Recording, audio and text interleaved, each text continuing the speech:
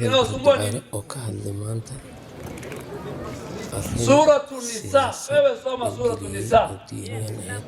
Kama wewe ni Muislamu halisi, soma Suratul Nisa. Itakwambia vile urithi wa Kiislamu inafanyika. Na katiba, unajua shida viongozi wengi Waislamu wanaogopa katiba na kitabu yetu ya Qur'an. Sisi tutafata Qur'an. Sisi hatuna haja, hatuwezi kupata watu sita wamekaa mahali ama mimi ni waziri. Takbir! Allah! Takbir! Allah! Takbir! Allah! Mnaogopa nini? Supreme Court ni watu ngapi? Watu 6-7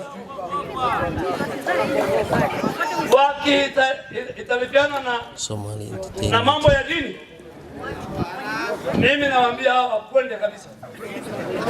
Sisi tunafuata vile Suratul Nisa inasema. We will follow what the Quran says.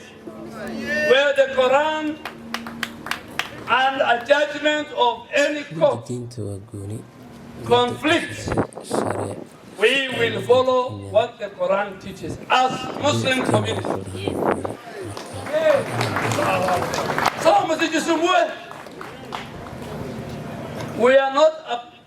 We will not abide by the ruling of the Supreme Court as Muslim faithfuls in Kenya, because that ruling contradicts the supreme teaching of the Holy Book of Islam.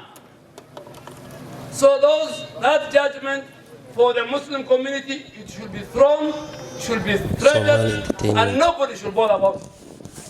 Wengine Waislamu msisumbue. Kama wewe ni Muislamu ambaye ako na imani, if you are a Muslim and you have the faith and you believe in the teaching of the Quran and you believe in and practice the Sunnah of the Prophet sallallahu alaihi wasallam, sasa wewe unajisumbua na mtu ambaye ni kama wewe, anaenda choo, anakula wali, anakunywa kahawa, ndio atakuamulia vile utafanya urithi yako. And that's why the Constitution and the framers of the Constitution, and I was one of them, of 2010, we fought for the position of Qadi's Court. So that